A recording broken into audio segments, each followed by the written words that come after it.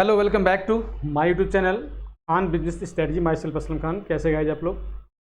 तो लीजिए गाइज, आप लोग की स्पेशल डिमांड पर फाइनेंशियल अकाउंटिंग का most important very very important question जो कि टॉप 20 एमसीक्यूज हम लेके आए हैं इस सीरीज़ में। ये पार्ट 1 इसका है। एमसीक्यूज का एक सीरीज स्टार्ट कर रहे हैं जिसमें ओवरऑल हम फाइनेंशियल अकाउंटिंग का टॉप जितने भी एमसीक्यूज बनने वाले हैं। यहाँ पर एमसीक्यूज का हम क्वांटिटी नहीं बताएंगे कितना आपको पढ़ाएंगे, लेकिन हर वीडियो में एटलीस्ट 20 से 25 क्वेश्चन आपको हम बताने का प्रयास करेंगे गाइस।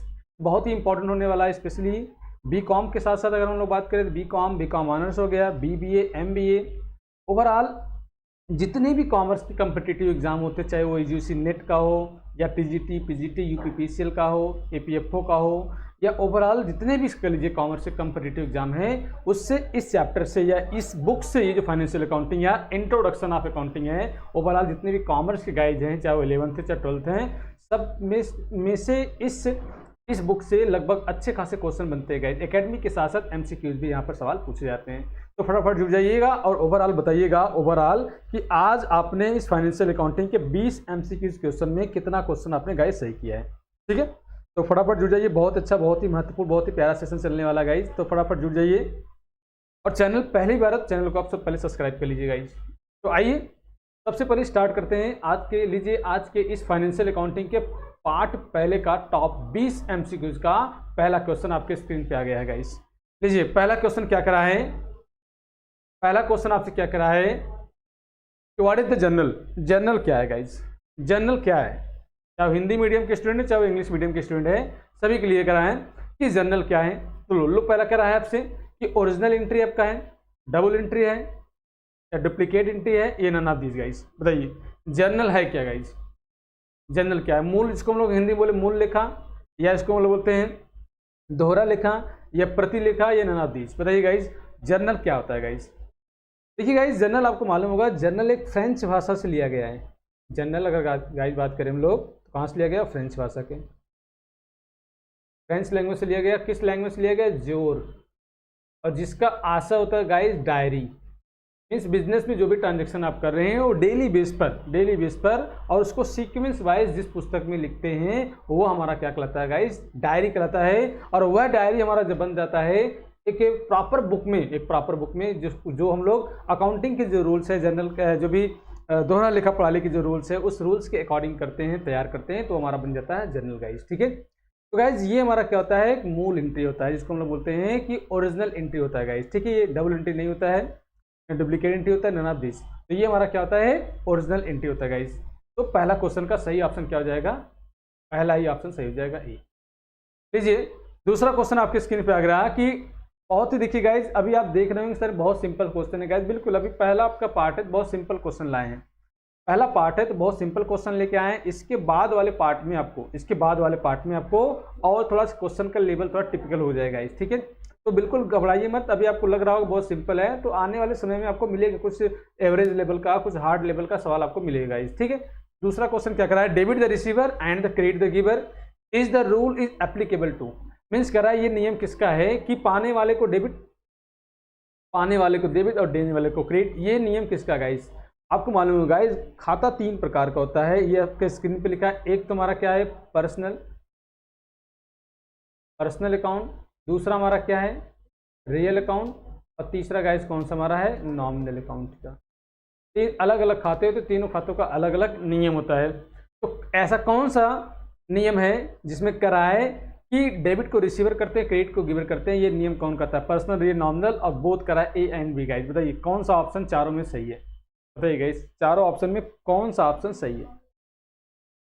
गाइस देखिए, पर्सनल अकाउंट है जिसमें ऐसा खाता है जिसमें किसी व्यक्ति विशेष से संबंधित, इसमें आर्टिफिशियल जो भी हमारे आएंगे, कंपनी आएंगे, फर्म आएंगे, तमाम प्रकार के और भी हमारे जो भी आर्टिफिशियल जुरिडिकल पर्सन है, ये सब हमारे क्या पर्सनल अकाउंट में आते हैं। जितने भी नाम आपके हैं, चाहे वह मैं किसकी बात कर रहा हूँ गाइस, सभी प्रकार के नेचुरली इंसान और साथ साथ आर्टिफिशियल जो पर्सन है, सब पर्सनल अकाउंट के अंतर्गत आते हैं। जिसमें एसेट्स और उसकी पावर के बारे में खाता खोला जाए वो हमारा क्या कहलाता है? Real account. नॉमिनल अकाउंट है, उसमें नाम मात्र का खाता होता है जिसमें बिजनेस से होने वाले तमाम प्रकार के एक्सपेंसेस और लॉस के बारे में लोग रिकॉर्ड करते हैं। तो ये हमारा नियम किसका है गाइस? पर्सनल अकाउंट का नियम है। पाने वाले को डेबिट, देने वाले को क्रेडिट कहा जाता है। रियल अकाउंट का name what's come in debits what's goes out credit हमारा रियल का नियम है। और नॉमिनल का नियम गाइस होता है कि जो भी एक्सपेंसेस और लॉसेज होते हैं उसको हम लोग डेबिट करते हैं और जो भी इनकम और हमारे गेन होते हैं उसको क्रेडिट करते हैं, तो नॉमिनल का है। आइए क्वेश्चन नंबर दूसरे का कंफर्म हो गया आपका पहला ऑप्शन। तीसरा, trial balance is prepare which book, तलपट किस पुस्तक से बनाया जाता है। तलपट जो हमारा बनता है, तलपट क्यों बनाते हैं, ये जो आपका हिंदी उसको बोलते हैं हम लोग तलपट। तलपट क्यों बनाते हैं गाइस, तो तलपट जो हमारा बनाया जाता है मेन इसका मकसद होता है वो अर्थमेटिकल जो ईरर हमारे हो रहे हैं गाइस, ठीक है, जो भी हमारे ईरर हो रहे हैं उस ईरर को फाइंड आउट करने के लिए हम लोग ट्रायल बैलेंस को बनाते हैं। ट्रायल बैलेंस बन जाने से ये कंफर्म हो जाता है कि जो भी हमारे गलतियां हुई हैं, चाहे वह जर्नल में हुआ हो, चाहे लेजर पोस्टिंग में हुआ हो, चाहे टोटलिंग करने में हुआ हो, चाहे एक पेज से दूसरे पेज में ट्रांसफर करते समय, या फिर जो भी गलतियां हो उस गलतियों को पता लगाया जाता है ट्रायल बैलेंस। और ट्रायल बैलेंस जो बनता है गाइज ये जब भी बनता है आफ्टर लेजर के बाद बनता है गाइज, ठीक है। फिर लेजर जब बन जाता है तो लेजर के बनने के बाद हमारा क्या बनता है, ट्रायल बैलेंस बनता है गाइज, ठीक है। ट्रायल बैलेंस बनाने के अलग अलग तकरीबन 4 मेथड है गाइज, ठीक है। आपका टोटल मेथड है, बैलेंसिंग मेथड है, इसमें 2 फेमस आपके ज़्यादा है, ठीक है। टोटल और बैलेंसिंग है 4 प्रकार। तो पहला ऑप्शन करा जनरल, दूसरा करा कैश बुक, तीसरा करा लेजर, चौथा करा नन ऑफ दीज। बताइए गाइस क्वेश्चन नंबर 3 का सही जवाब क्या होगा गाइस, क्वेश्चन नंबर 3 का सही जवाब क्या होगा ये बताइए। तो गाइस सबसे पहले हमारा होता है वो जर्नल होता है, ध्यान रखिएगा, सबसे पहले क्या होता है, जर्नल होता है। जर्नल बन जाने के बाद इसका हम लोग क्या करते हैं, लेजर करते हैं। खाता बही जिसको हम लोग बोलते हैं, क्या बोलते हैं गाइस इसको, खाता बही। खाता बही जाने के बाद हम लोग क्या बनाते हैं, ट्रायल बैलेंस। या ध्यान रखिएगा ये ट्रायल बैलेंस बनता है इसके बाद, और ट्रायल बैलेंस के बनने के बाद हम लोग क्या बनाते हैं गाइस, फाइनल अकाउंट तैयार करते हैं। तो ये किस पे होता है, लेजर पर। ध्यान रखिए trial balance is prepare which book, ये लेजर की बुक की सहायता से बनाया गया होता है। खाता बही में जो भी खाते खोले गए होते हैं उन खाते के बैलेंस के आधार पर हम लोग इस ट्रायल बैलेंस को बनाते हैं। तो क्वेश्चन नंबर 3 का 3rd ही ऑप्शन सही होगा गाइस, क्या बात है, सब मिलता जुलता आ रहा है। तीसरे का तीसरा। चौथा क्वेश्चन, जर्नल प्रॉपर रिकॉर्ड, जिसको हम लोग बोलते हैं जर्नल प्रॉपर, या उसको हम लोग बोलते हैं उचित जर्नल, क्या होता है, इसमें क्या रिकॉर्ड करते हैं, all transaction, all cash transaction, all credit transaction, all transaction not record in any subsidiary book. लो भैया बताइए कि जर्नल जो प्रॉपर होता है उसमें क्या रिकॉर्ड होता है गाइस, जितने भी हमारे ट्रांजेक्शन होते हैं, ट्रांजेक्शन बेसिकली 2 प्रकार के होते हैं। एक तो ट्रांजेक्शन वो होता है जो कैश बेसिस पे होता है, और एक ट्रांजेक्शन जो होता है वो क्रेडिट बेसिस पे होता है। तो ये जो जर्नल प्रॉपर होता है गाइस, इसमें सभी प्रकार के ट्रांजेक्शन को हम लोग देखते हैं, means all type of transaction को हम लोग रिकॉर्ड करते हैं, चाहे वह ट्रांजेक्शन कैसा हो गाइस, कैश बेसिस पर हो, चाहे वह क्रेडिट बेसिस पे हो, सभी प्रकार पर ये बनाया जाता है गाइस। चलिए नेक्स्ट क्वेश्चन की बात करें, 5वां, which of the following is not accounting convention. लो भाई कह रहा है कि ऐसा कौन सा इसमें से है 4 में से जो लेखांकन की क्या है, प्रथा नहीं है। प्रथा जिसको हम लोग बोलते हैं, कन्वेंशन प्रथा नहीं है। मैचिंग जिसको हम लोग बोलते हैं क्या, मिलान, इसको हिंदी में क्या बोलते हैं, मिलान है, बिल्कुल है। कन्वर्टिज्म ये भी। अब मटेरियलिटी और फुल्ली डिस्क्लोजर, बताइए गाइस कौन सा इसमें ऑप्शन सही आपका है गाइस। नॉट पूछा, ध्यान रखिएगा यहाँ पर नॉट पूछा है। विच ऑफ द फॉलोइंग, 3 इसमें सही होंगे, एक आपका डिफरेंस होगा गाइस, भाई आपको पहचानना होगा कौन सा होगा। Matching, conservatism and materiality, fully disclosure. बताइए गाइस 5वें का सही ऑप्शन क्या होगा। इस कॉन्सेप्ट अलग है, कन्वेंशन अलग है गाइस, देखिए अवधारणा और प्रथा। तो गाइज ये हमारा जो फुल्ली डिस्क्लोजर है ये हमारा क्या है, कन्वेंशन नहीं है गाइज, ठीक है। बाकी जो हमारा मैचिंग हो गया, कन्वर्टिज्म हो गया, मटेरियलिटी हो गया, ये सब हमारा क्या है, कन्वेंशन, एक प्रथा है, ठीक है। चलिए गाइज 5वां हो गया, 6वां क्वेश्चन की तरफ बढ़ते हैं। कहा है कि double entry system keep record. Double entry system क्या करता है, रिकॉर्ड करता है। क्या क्या रिकॉर्ड करता है, डबल एंट्री सिस्टम लेखांकन की एक ऐसी सिस्टम होती है, आपको फाइनेंशियल अकाउंटिंग में थ्योरी के क्लास में गाइज मैंने आपको बताया था ओवरऑल सिस्टम क्या होते हैं, सिस्टम कितने प्रकार के होते हैं। तो उन प्रकार में एक डबल एंट्री सिस्टम भी आपका है, single entry system, double entry system, cash system, mercantile system, और हम लोग उसको इंडियन सिस्टम ऑफ अकाउंटिंग और एक्रूअल सिस्टम हम लोग पढ़ चुके हैं गाइज। तो इसमें सभी प्रकार के ट्रांजेक्शन, क्योंकि बिजनेस में जब भी कोई ट्रांजेक्शन होते हैं तो उन ट्रांजेक्शन के 2 रूप होते हैं। एक हमारा क्या होता है, खरीदने वाला, बेचने वाला, रिसीवर और गिवर। एक क्या कह लीजिए बायर और सेलर। तो दोनों को हम लोग रिकॉर्ड करते हैं, उसमें कुछ भी हो सकता है, पर्सनल अकाउंट भी हो सकता है, रियल भी हो सकता है, नॉमिनल भी हो सकता है। तो all of above is right option of the question number 6 guys, ठीक है। क्वेश्चन नंबर 6वें का जो सही जवाब होगा वो क्या होगा, all of the. Okay guys, चलिए क्वेश्चन नंबर 7 की तरफ बढ़ते हैं। कह रहा है which accounting standard is applicable for the valuation of inventories या स्टॉक। ऐसा कौन सा अकाउंटिंग स्टैंडर्ड है जो वैल्यूएशन ऑफ स्टॉक या फिर इन्वेंट्री के बारे में अप्लीकेबल होता है, मीन्स लागू होता है? AS1, AS2, AS3, AS4, बताइए गाइस AS1 2 3 4 में कौन सा आपका सही है? ध्यान रखिएगा, क्या पूछा है? वैल्यूएशन ऑफ इन्वेंट्री या स्टॉक, इसको हम लोग क्या बोलते हैं? स्कंद। स्कंद का मूल्यांकन किस लेखांकन मानक के अंतर्गत होता है गाइस? तो गाइस चलिए आपको हम बता दें, पहला जो ऑप्शन है AS फर्स्ट जो है वो अकाउंटिंग फॉर डिस्क्लोजर होता है गाइस, ध्यान रखिएगा, अकाउंटिंग फॉर डिस्क्लोजर होता है। तो ये ऑप्शन तो होगा नहीं, AS1 मैंने बता दिया गाइस। इसका जो सही जवाब होगा ना वो AS2 होगा। AS2 होगा हमारा, ये होता है valuation of stock code. Guys AS3 क्या होता है? AS3 गाइज होता है, इसको बोलते हैं अकाउंटिंग फॉर कैश फ्लो होता है गाइज, ठीक है, कैश फ्लो। ये अकाउंटिंग स्टैंडर्ड पढ़ लीजिए, अकाउंटिंग स्टैंडर्ड से कोई भी कंपटीशन हो, इस कंपटीशन में एक AS आपका जो ओवरऑल 32 तो है उसमें से कोई न कोई एक आपको पूछेगा। तो 1 2 3 मैंने बता दिया गाइज, आपको AS4 बताना है। AS4 में क्या है गाइज, ठीक है, ये आपका होमवर्क रहेगा क्वेश्चन नंबर 7 का, कि आपको बताना है कि AS4 में क्या रखा गया गाइज, ये आपके लिए क्वेश्चन मार्क है, ठीक है गाइज। ये आपको बताना है कि AS4 में, कमेंट करके बताइए गाइज, कमेंट करके बताइएगा अकाउंटिंग स्टैंडर्ड 4 में क्या रखा गाइज। देखते हैं कि आपकी प्रॉपर तैयारी कितनी है गाइज, ठीक है, आपको देखते हैं कि ओवरऑल कितनी प्रॉपर आपकी तैयारी। AS4 का उत्तर आपको कमेंट करके बताना है गाइज। आइए क्वेश्चन नंबर 8 की तरफ बढ़ते हैं।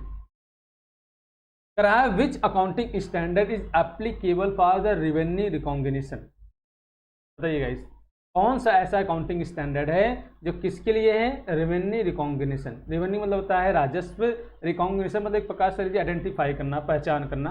तो कौन सा ऐसा है जो रेवेन्यू को जनरेट करता है या फिर जनरेट ना करके बल्कि आइडेंटिफाई करता है? तो AS3 तो गाइज होगा नहीं, AS3 तो पहला ऑप्शन कट गया गाइज। अब BCD 3 ऑप्शन बचे हैं, 3 में से आपको बताना है गाइज, AS5, AS7, AS9, बताइए गाइज AS आपका क्या है? किस अकाउंटिंग स्टैंडर्ड में रेवेन्यू रिकॉग्निशन को रखा गया गाइज, बताइए गाइज AS किसमें रखा गया है? तो इसका सही जवाब गाइज है AS9, ठीक है।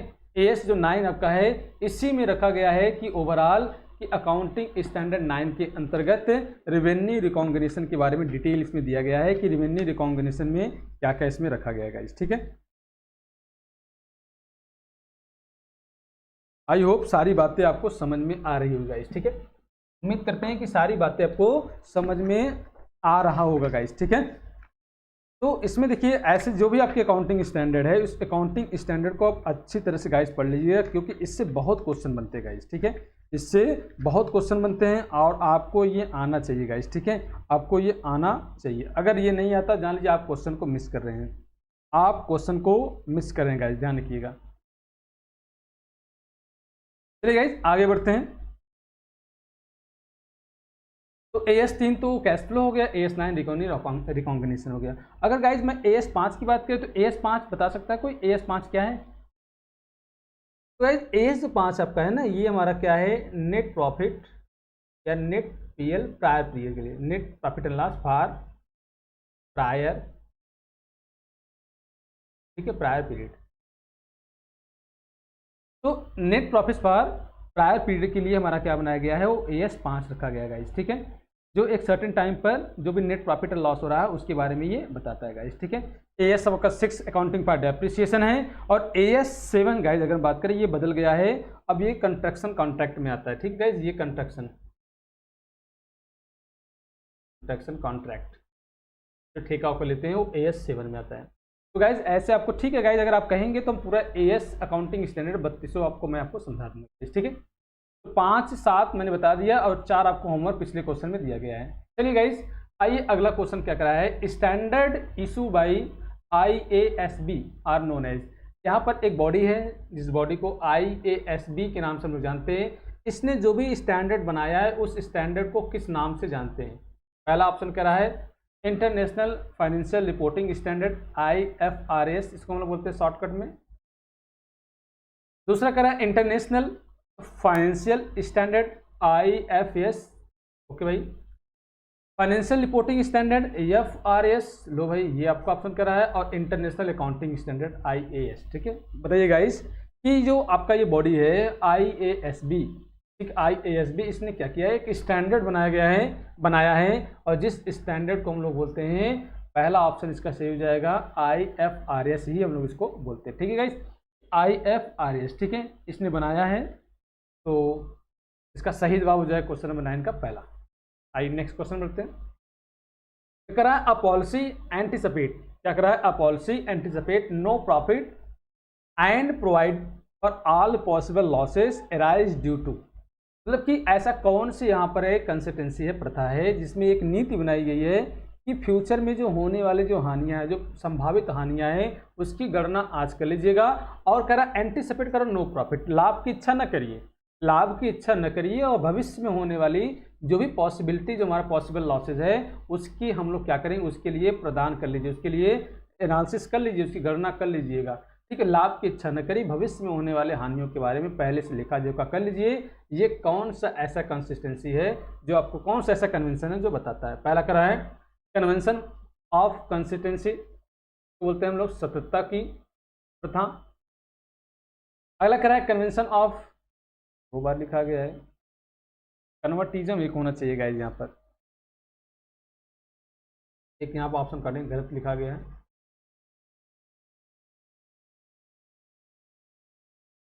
कन्वर्टिज्म। अगला क्या है कन्वर्जन ऑफ द मटेरियलिटी, बताइए गाइस नॉन ऑफ दीज, एक आपका कंसिस्टेंसी है, दूसरा क्या है कन्वर्टिज्म है, और तीसरा हमारा क्या है मटेरियलिटी। तो ऐसा कौन सा हमारा कन्वेंशन है जिसमें ये माना गया है लाभ की इच्छा न करिए, भविष्य में होने वाले हानियों के बारे में, जो भी एज वेल एज पॉसिबल हमारे हैं, पॉसिबल जो लॉसेज है उसके बारे में पहले से प्रावधान कर लीजिए। तो ये हमारा क्या कहलाता है, रूढ़िवादिता। ध्यान रखिएगा, इसको हम लोग क्या बोलते हैं हिंदी में, रूढ़िवादिता की प्रथा, accounting convention for conservatism. I think guys आपको ये पूरी बातें समझ में आ रहा होगा, ठीक है गाइज, ये पूरी बात।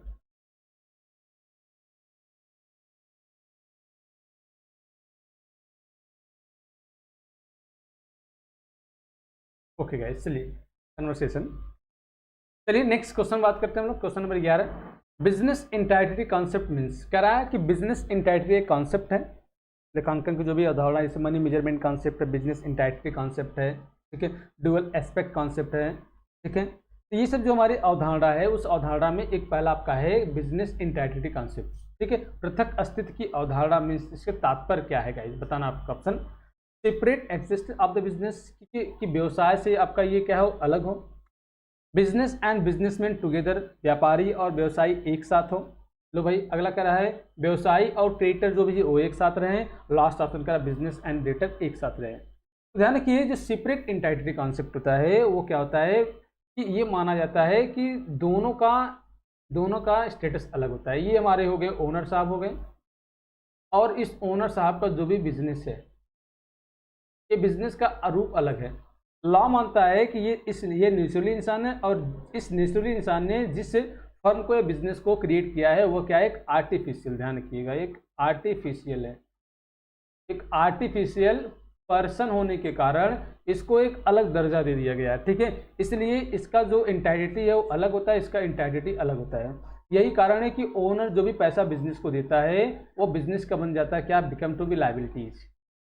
और यही कारण है कि हम लोग जो ओनर का जो भी पैसा होता है उसको लायबिलिटी साइड में एज ए कैपिटल के रूप में हम लोग दिखाते हैं। जबकि देखा जाए तो ये वास्तव में कैपिटल क्या होता है, रियल या तो कैश होगा, या तो प्रॉपर्टी होगा, या तो एसेट्स होगा, right.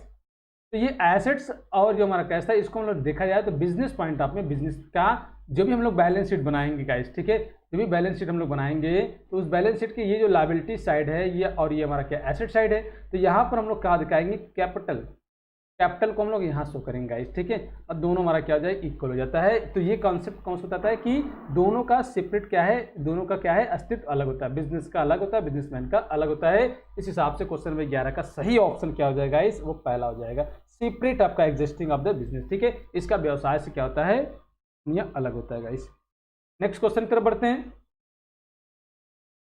According to going concern concept, going concern आपका जो कंसर्न कॉन्सेप्ट है कि व्यापार लंबे समय तक, दीर्घकाल तक चलता रहेगा, the business entity will be existence. क्या कर रहा है कि गोइंग कंसर्न कॉन्सेप्ट के थ्रू व्यापार का जो रूप है वो क्या होता है, बड़ा कर रहा है। इसका जो टाइम पीरियड क्या है वो इनडिफिनिट पीरियड आपका कर रहा है, परमानेंटली आपका कर रहा है, टेम्पोररी कर रहा है, और उसके बाद कर रहा है डिफिनिट कर रहा period.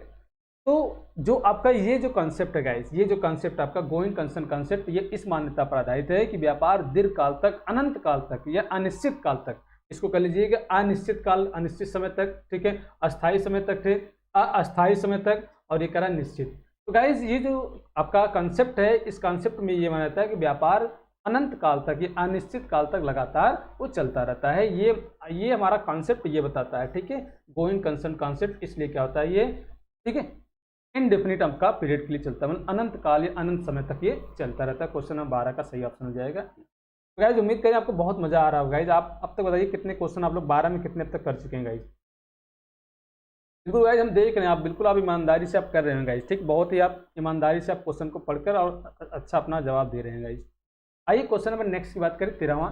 Revenue is generally recognised when, मतलब कि एक रेवेन्यू तब आपका समान रूप से तब रिकॉग्नाइज होता है, व्हेन, कब, मतलब कि एक प्रकार से समझ लीजिएगा क्वेश्चन क्या कर रहा है कि आय तब माना जाता है, जनरली समान रूप से आय तब माना जाता है जब प्रोडक्शन इज डन, आपका उत्पादन पूरा हो गया हो।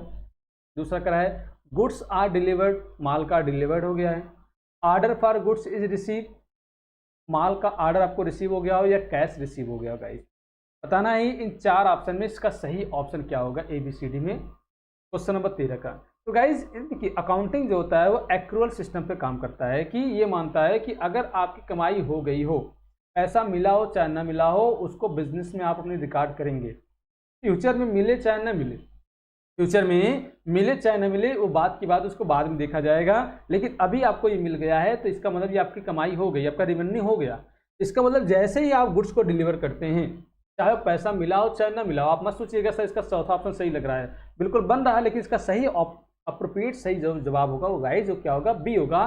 कि जैसे ही हम लोग गुड्स या सर्विस को रेंडर कर देते हैं, डिलीवर कर देते हैं, तो इसका मतलब ये होता है कि हमारा रेवेन्यू जनरेट हो गया है। वो पैसा मिले चाहे ना मिले वो बात की बात है। तो इसका ये मतलब वो जैसे गुड्स डिलीवर हुआ आपका रेवेन्यू जनरेट हो गया गाइस। नेक्स्ट क्वेश्चन 14 की बात करें, who is the invented the double entry system of the book keeping. Book keeping का जो डबल एंट्री सिस्टम है गाइस, दोहरा लेखा प्रणाली में जो आपका बुक कीपिंग पुस्तक पालन है, इसको किसने इन्वेंटेड किया था? पिकल्स ने, लुकास पेसियोली ने, बॉटली बाय ने, बीजी बिक्री। गाइस बताना है 4 ऑप्शन में कौन सा ऑप्शन सही होगा गाइस। तो गाइस आपको मालूम होगा कि अकाउंटिंग की जो बुक कीपिंग है इसकी शुरुआत करने का जो श्रेय है, बुक कीपिंग की शुरुआत करने का जो श्रेय है वो इटली के, ध्यान रखिएगा, तो इटली के एक शहर है वेनिस, वेनिस शहर के निवासी थे, उनका नाम था लुकास पेसियोली। ये भाई साहब थे जिन्होंने बुक कीपिंग के बारे में अपनी किताब लिखी थी, डी कंप्यूटेड स्क्रैप्चरीज। कब लिखी थी?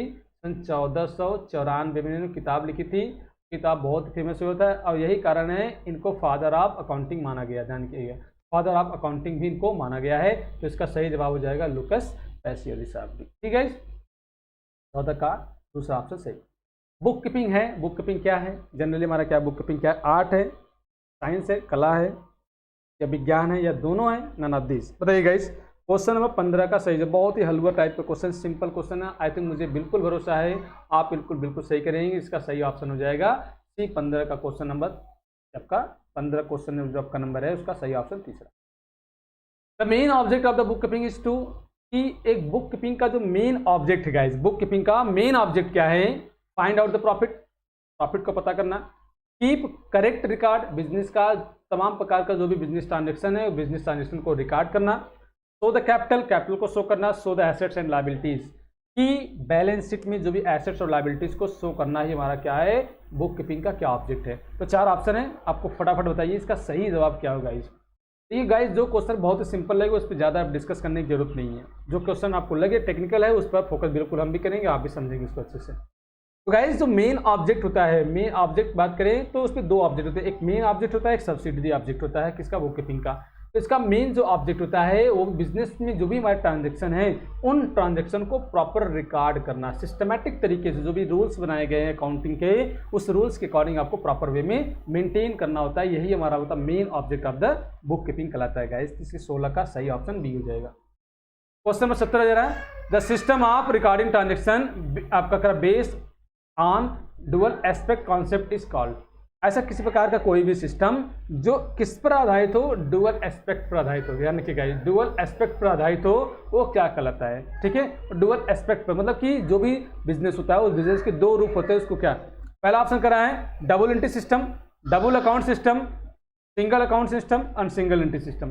तो गाइज ये जो हमारा डुअल एस्पेक्ट कॉन्सेप्ट है ये दोहरा लेखा प्रणाली पर आधारित है। मीन्स जो हमारा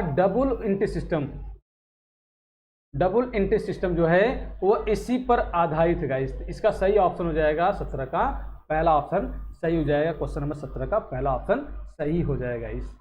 गाइस बहुत अच्छा लग रहा होगा आपको, उम्मीद करते हैं कि आपको समझ में आ रहा होगा गाइस। अगर गाइस आपके क्वेश्चन अच्छे लग रहे हों तो गाइस प्लीज़ चैनल को लाइक करिए, सब्सक्राइब करिए और अपने दोस्तों के साथ इसको शेयर करिएगा, जिससे और भी लोग इसका बेनिफिट उठा सकें गाइस। बहुत ही इंपॉर्टेंट, बहुत ही महत्वपूर्ण है, तमाम प्रकार की यूनिवर्सिटी को कवर करता है और तमाम प्रकार के कंपटीशन एग्जाम को भी कवर कर रहा है। लास्ट के 3 क्वेश्चन बचे हैं। सवाल नंबर 18 आ गया है, according to money measurement concept which was one of the following it not record in the books of account. इनमें से करा है कि ऐसा कौन सा 4 में से कोई ऐसा है जो according to money measurement concept के अकॉर्डिंग जिसको हम लोग बुक में नहीं लिख सकते, इसको हम लोग बुक में नहीं लिख सकते, वो कौन सा कहा है, वो क्या करा है एज पर मनी मेजरमेंट कॉन्सेप्ट। तो गुडविल का रिकॉर्ड बिल्कुल होता है। कॉस्ट ऑफ मशीन, तो मशीन है इसकी लागत तो होगा, बिल्कुल सही बात है। ट्रेडमार्क क्या एक इनटेंजिबल प्रॉपर्टी होता है, ये भी हमारा क्या है इंटेंजिबल प्रॉपर्टी है। तो जब गुडविल होगा तो ट्रेडमार्क भी होगा, पेटेंट भी होगा। कॉस्ट ऑफ मशीनरी तो होगा, बिल्कुल सही बात। लेकिन ध्यान रखिए गाइस, एफिशिएंसी ऑफ वर्कर, एक वर्कर का जो भी एफिशिएंसी है, उसकी जो क्षमता है, उस क्षमता को हम लोग कभी भी मनी मेजर के रूप में कन्वर्ट नहीं कर सकते, इसलिए हम उसको बुक में नहीं रिकॉर्ड करते। ध्यान रखिए जहाँ पर गाइस उसकी क्वालिटी की बात करें, वो कितना हॉनेस्ट है, ठीक है, उसके अंदर क्या स्किल है, एफिशिएंसी कितने हैं, कंपेयर की बात करें तो इन सब चीज़ को हम लोग मनी के रूप में कन्वर्ट नहीं कर पाते हैं, इसलिए इसको हम लोग एज पर मनी मेजरमेंट कॉन्सेप्ट के थ्रू हम लोग नहीं लिख सकते हैं। इसलिए क्वेश्चन नंबर 18 का सही जवाब होगा B, efficiency of the worker. आइए क्वेश्चन नंबर 19 आइए, as per dual aspect concept दोहरा लेखा प्रणाली के इस एक्सेप्ट के अंतर्गत क्या आता है, तो कैपिटल प्लस लायबिलिटीज बराबर क्या होता है एसेट्स, कैपिटल प्लस लायबिलिटीज बराबर क्या होता है एसेट्स, बिल्कुल सही बात है। परचेज माइनस एक्सपेंसेस बराबर क्या करा, सेल्स करा है। लायबिलिटीज प्लस एक्सपेंसेस बराबर assets, none of this. Guys आपको मालूम होगा कि अकाउंटिंग इक्वेशन, इसको हम लोग अकाउंटिंग इक्वेशन के नाम से जानते हैं, ध्यान रखिएगा। ये हमारा होता है कैपिटल और प्लस जो भी इसकी लायबिलिटी होती है। लायबिलिटीज का मतलब होता है जो बाहरी, जो आउटसाइडर लोग हमें दिए पैसा, मालिक का पैसा कैपिटल और जो बाहरी लोग दिए वो लायबिलिटीज, ये जो दोनों होता है वो हमारा एसेट्स के बराबर होता है। इसलिए इसी को हम लोग क्या बोलते हैं, अकाउंटिंग इक्वेशन। अगर इस नाम से न करके लेखांकन समीकरण के नाम से पूछता है तो भी आप इसका मतलब यही समझिएगा, अकाउंटिंग इक्वेशन बराबर क्या होता है। इसमें गाइस आगे पीछे करके दे सकते हैं, पक्षांतर करके कुछ भी इसमें घुमा फिरा के आपसे पूछ सकता है। कॉन्सेप्ट आप जानते रहिए, कॉन्सेप्ट अगर आप क्लियर रहेगा तो कभी आप फंसेंगे नहीं। इसलिए क्वेश्चन नंबर 19 का सही ऑप्शन हो जाएगा A, capital plus liability equal to assets. आज के क्वेश्चन का लास्ट आपका क्वेश्चन है भैया, आज के क्लास का लास्ट क्वेश्चन है, कैपिटल अकाउंट है। कैपिटल अकाउंट क्या है, पर्सनल है, रियल है, नॉमिनल है गाइस। ये भी आपको क्वेश्चन नंबर 20 का होमवर्क रहेगा। बताइए क्वेश्चन नंबर 20 का होमवर्क रहेगा कि कैपिटल अकाउंट क्या, पूंजी खाता क्या है, व्यक्तिगत खाता है, वास्तविक खाता है, नाम मात्र खाता है, नन ऑफ दिस। बताइए गाइस ओवरऑल क्वेश्चन नंबर 20 का इसका उत्तर आपको कमेंट करके बताना है गाइस। तो कैसा लगा वीडियो प्लीज़ बताइएगा, अगर अच्छा लगा हो तो बिल्कुल लाइक करिए, शेयर करिएगा। मिलते हैं नेक्स्ट क्लास में, आपको 20 के बाद क्वेश्चन मिलेंगे, फिर वही इंट्रोडक्शन ऑफ अकाउंटिंग में, फाइनेंशियल अकाउंटिंग में एक समझ लीजिए सीरीज स्टार्ट कर चुके हैं। अब यहाँ से कंटिन्यू आपका MCQ का क्लास चलता रहेगा और साथ साथ एकेडमिक जो क्लास आपका चल रहा फाइनेंशियल अकाउंटिंग का वो अलग आपका चलता रहेगा। इस चलते मिलते हैं नेक्स्ट क्लास में गाइस। ओके।